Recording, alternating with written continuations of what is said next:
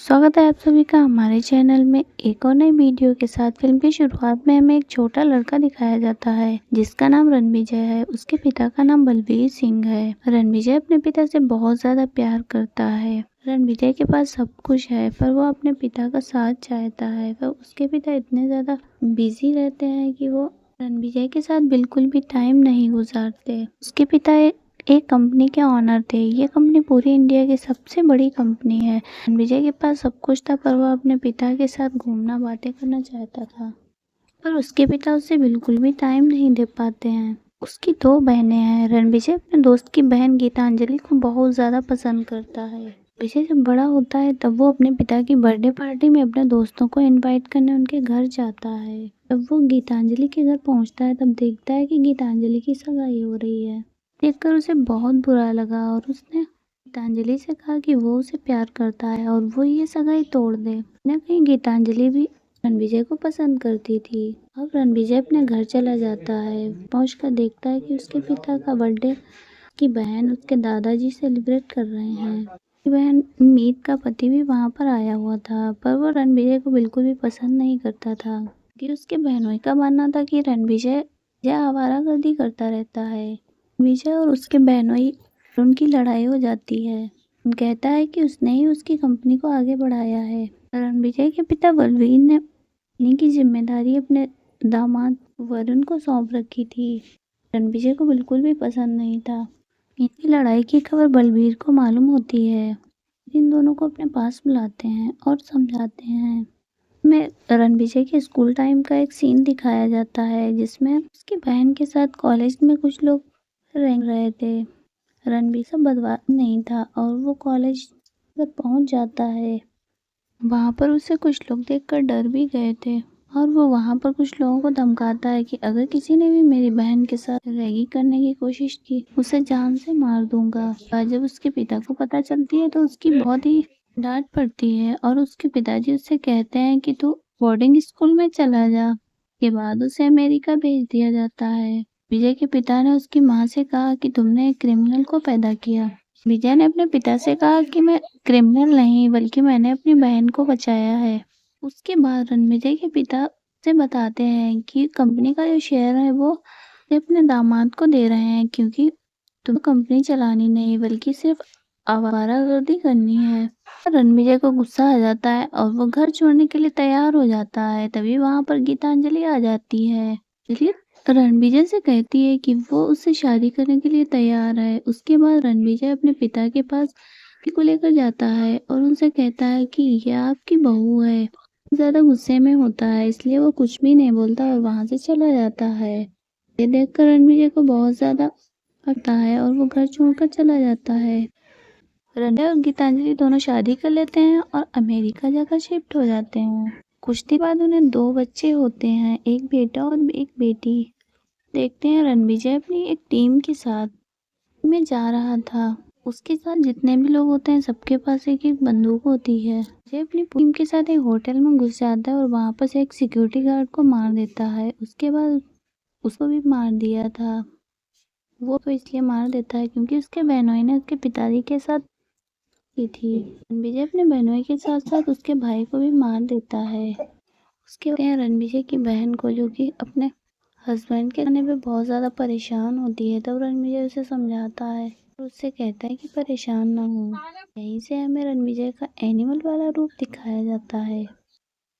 वहीं दूसरी तरफ हम देखते हैं रणविजय के पिताजी को गोली लग जाती है और वो हॉस्पिटल में एडमिट होते हैं। उन्हें देखने के लिए 8 साल के बाद अमेरिका से रणविजय अपनी फैमिली के साथ आता है। रणविजय के पिताजी इसे देख करके बहुत खुश हो जाते हैं और वो रणविजय की पत्नी को स्वीकार कर लेते हैं। रणविजय से कहता है कि मैं बहुत गलत था जो मैंने तुम्हें टाइम नहीं दे पाया। विजय अपने पिता के पास वहीं पर रुक जाता है। अपने पिता को प्रोटेक्ट करने की कोशिश करने लगता है। सबसे पहले वो प्लास्टिक कंपनी के वर्कर्स के पास जाता है और उनसे कहता है कि आप लोग चिंता ना करें। बताता है कि उसके पिता बिल्कुल सही हैं, आप लोग मन लगाकर काम करें।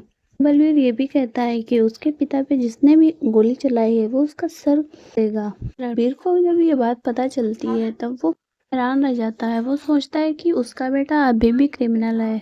अगले दिन रणविजय गाँव जाता है, वहाँ पर अपने दोस्तों से मिलकर बहुत खुश होता है। वो उन लोगों से मदद मांगता है और कहता है कि उसके पिता को गोली लगी है और कोई भी ऐसा सिक्योरिटी गार्ड नहीं है जो रिस्पॉन्सिबल हो। ये कहता है कि अपने पिता के लिए ऐसे लोग चाहिए जो वफादार और ईमानदार हों। कर वहाँ के कुछ लोग तैयार हो जाते हैं। देखकर अपने पिता के पास जाता है और उन्हें बताता है कि अब से उन प्रोटेक्शन की जिम्मेदारी इन लोगों की है। की बातों को सुनकर बहुत ही हैरान था कि ये सब वो क्यों कर रहा है। विजय अपने पिता से कहता है कि अगर वो बाहर अकेले गए तो पक्का वो लोग उसे मार देंगे। इन लोगों ने उन पे गोली चलाई है। वहीं पिता से कहता है कि वो पता लगाना चाहता है कि वो लोग कौन है जिन्होंने आपको गोली मारी है। वो ये पाकर रहेगा। विजय अपने पिता की जगह एक नकली बलबीर लाता है। अपना पिता से कहता है कि आज से ये नकली बलबीर आपकी जगह बाहर जाएगा और आप घर में सेफ रहेंगे। तभी नकली बलबीर बाहर जाता है। उसे असरार नाम का एक बंदा जो कि उनका दुश्मन था वो शूट करके मार देता है। ये बात जब रणविजय की बहनोई को पता चलती है तब वो अपने ससुर को जिंदा देखकर बहुत ही हैरान हो जाता है और वो असरार को फोन करके बताता है कि उसने रणबीर की जगह नकली रणबीर को मारा है। रणबीर अभी जिंदा है। उसके बाद असरार उसे कहता है कि क्यों ना पहले रणबीर के बेटे को ही रास्ते से हटा दिया जाए।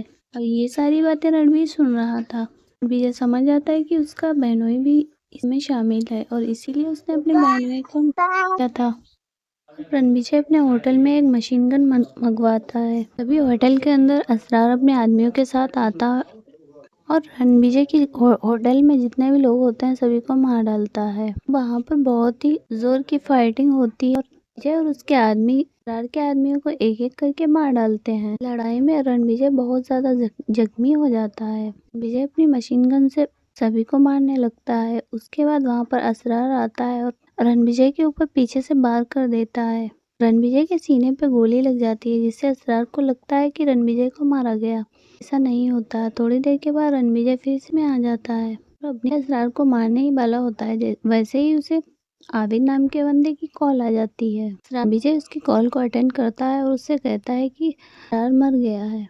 रणविजय असरार को शूट कर देता है और खुद बेहोश हो जाता है। विजय कोमा में चला जाता है। उसे हॉस्पिटल ले जाया जाता है। दिनों तक कोमा में रहता है। उसके बाद जब उसे होश आता है इलाज चलता है। वहीं डॉक्टर उसे बताते हैं कि सीने में गोली लगने की वजह से उसके हार्ट ने काम करना बंद कर दिया है। यहाँ डॉक्टर उसे बताता है कि उसे हार्ट ट्रांसप्लांटेशन की ज़रूरत है। उसके सबसे कहता है कि उसे कुछ भी नहीं होने वाला है। उसके बाद बहन के पास जाता है और उसे बताता है कि उसने अपने बहनोई को मार डाला है। उसके बाद उसकी बहन उससे पूछती है कि उसने ऐसा क्यों किया। तब रणविजय अपनी बहन को बताता है कि उसने ही उसके पीठी पे गोली चलवाई थी। सारे सेंसरी ऑर्गन्स ने काम करना बंद कर दिया था जिस वजह से ऊपर पूरा भरोसा था कि वो जल्दी ठीक हो जाएगा।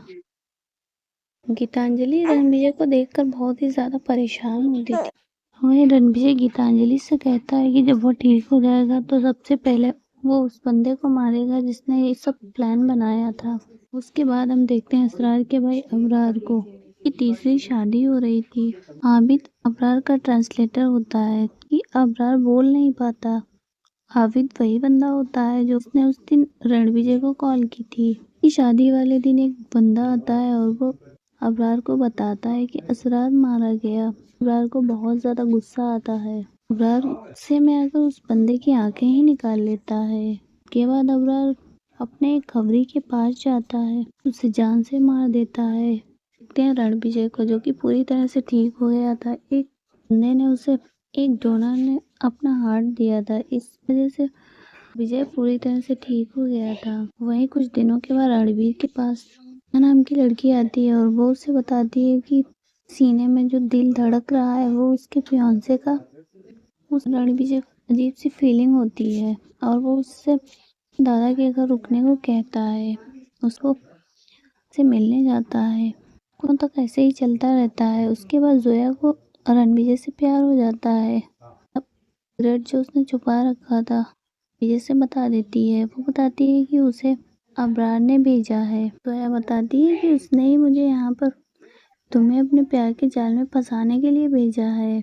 रणविजय जोया से कहता है कि उसे पहले से ही पता था कि वो मेरे दुश्मन से आई है, पर वो सिर्फ उसका नाटक इसलिए कर रहा था क्योंकि वो उसे सच उगलवाना चाहता था। उसके बाद रणविजय अपने पास जाता है और उससे पूछता है कि यह अबरार कौन है। उसके बाद बताते हैं कि उसका एक और लेकिन उसके वास्तविक उसके नाम नहीं की, बल्कि उससे चिढ़ गए और बोला। रणविजय पूरी इंक्वायरी करने के बाद स्कॉटलैंड जाता है अपनी पूरी टीम के साथ और अबरार के घर के ऊपर अटैक करता है। उस अटैक में बहुत ही जोरदार फाइटिंग होती है और सारी टीम अबरार के आदमियों को मार देती है।